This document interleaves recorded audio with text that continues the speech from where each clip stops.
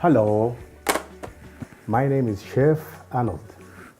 Maybe you've had the privilege of eating a shepherd's pie. You know, a shepherd's pie is a very nice combined meal.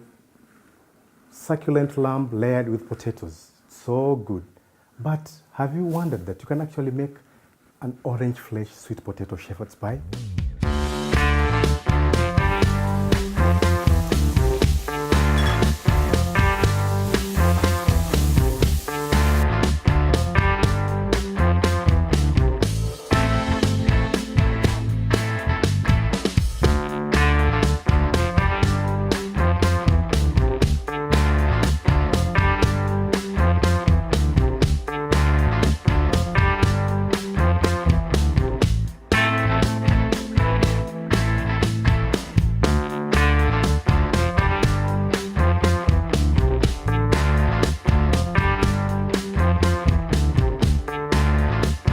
So here we are, we have our orange flesh sweet potatoes.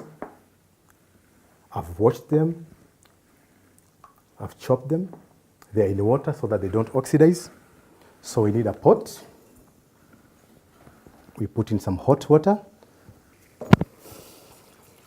And as we boil the potatoes, we also need to prepare the garden peas, because now this is a combination recipe. So I'll take my sweet potatoes.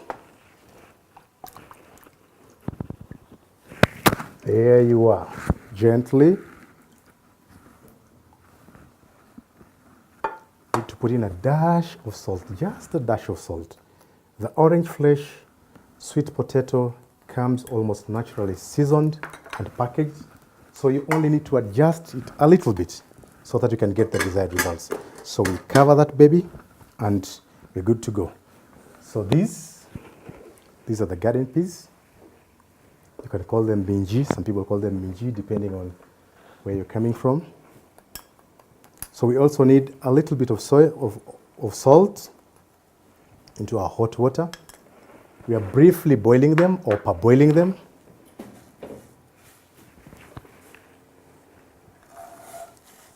There you are. So basically, when you talk about a shepherd's pie is made from lamb. This is minced lamb. You have a shepherd's pie, you have a cottage pie.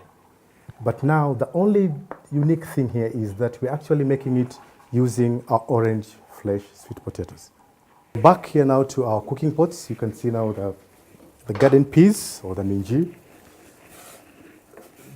They're for boiling, they're very green, nice, looking very good. So I need to drain them and refresh them. Our garden peas are done and ready. We'll require them for the next process. So now we start a bit about now doing the meat. So we have our onions. This is onions, already diced. This is celery, it's already diced. These are carrots, garlic and ginger. So in the meantime, as we wait for that, should be able to chop these tomatoes, roughly chop them. Puree them in the blender.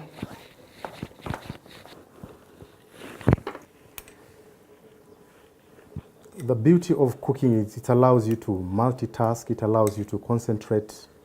So we're greasing our pan with some good vegetable oil.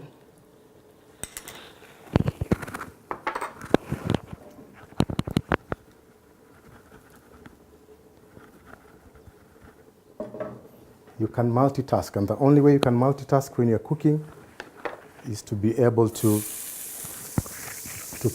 prepare what it is that you want to do. When you have everything on the set, the way we have it over here, you're able to do one or two things at the same time and be able to save time.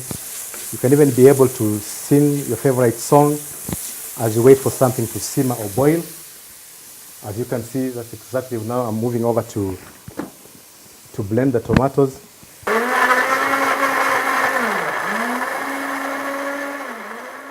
There we are. The tomatoes is blended. And as I was saying, I'm all alone here. So even if I sing, nobody will be there to applaud me or to even criticize me. or to even wonder what it is that I'm singing. So now you can see the onion. I don't want it to brown, I just want it to sweat. I want it to give out, to emit its flavor. I'm putting in the celery. Putting in the celery. It's a very nice aromatic vegetable. There you have it. Then I'm also doing in the ginger and garlic because I don't want the ginger aftertaste and garlic to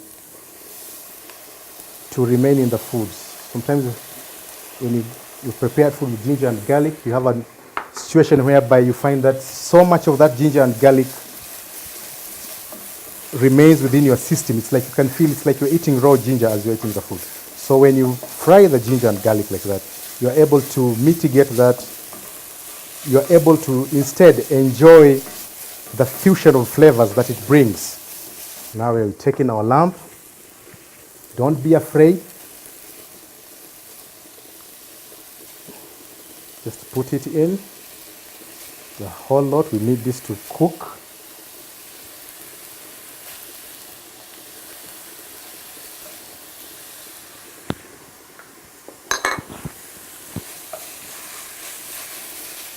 So now you need a bit of high heat because we've introduced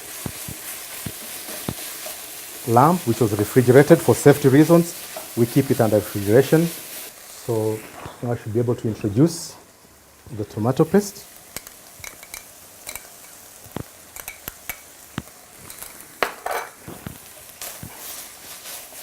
So you find that in some dishes you are able to introduce the tomato paste with the onion, and some dishes you are not able to do that.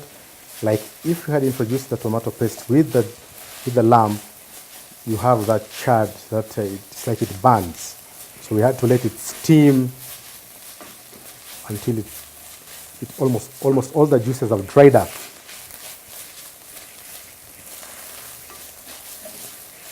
In that high heat. So now you should now be able to take our peas. Remember the peas that we have boiled.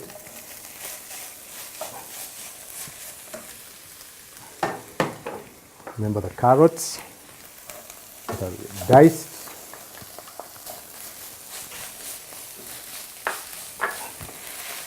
It gives it a meaty, veggie look. Looks very complete. So when you're able to pair it with the orange flesh potatoes, you end up with a complete meal actually on the go. You don't have to add anything else. Maybe just a simple garden salad to enable you enjoy that meal. So we also have these tomatoes. These are tomatoes that we had blended or pureed. Add that.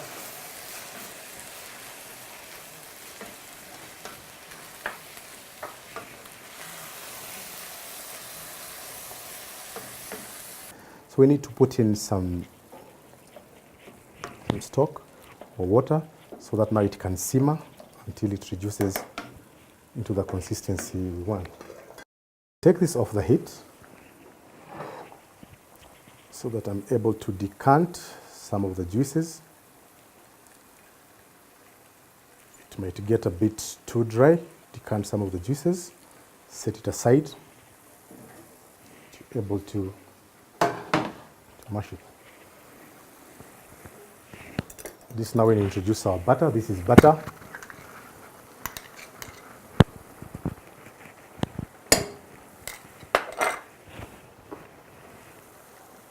And milk. I'll now reduce the heat levels on the orange flesh sweet potato.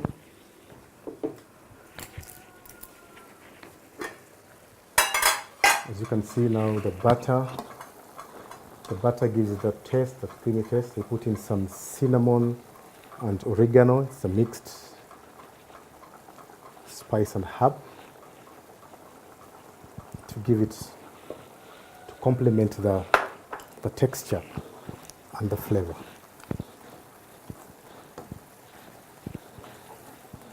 So now the next step is to check for the freshness of this egg, because we'll use this egg get a very good finish to the surface.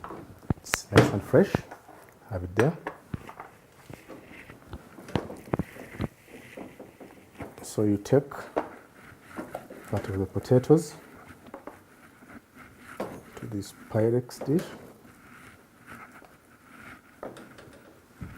Spread it nicely.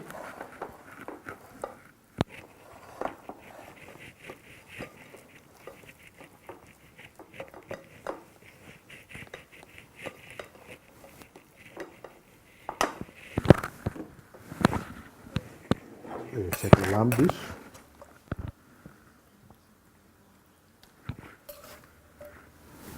Don't be afraid.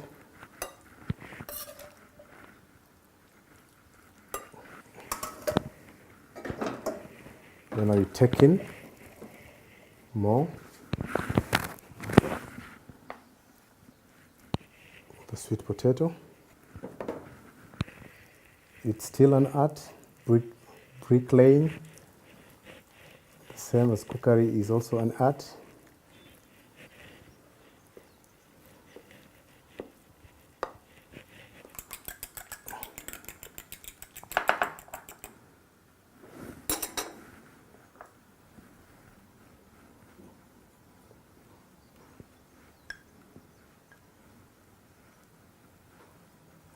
So this egg basically is meant to give us a very nice and beautiful finish to this dish. It's optional. Maybe you don't like eggs, or maybe you're allergic to eggs.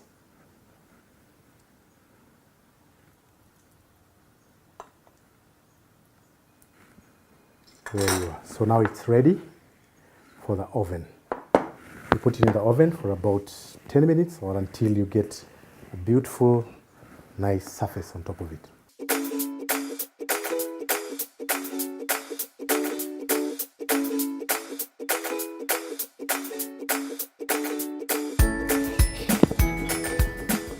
There we are, you have it. It's looking real good. Try to cut through.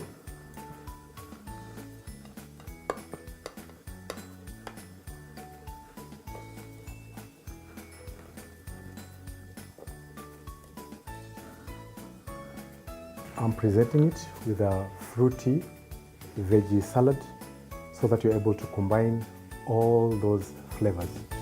Enjoy.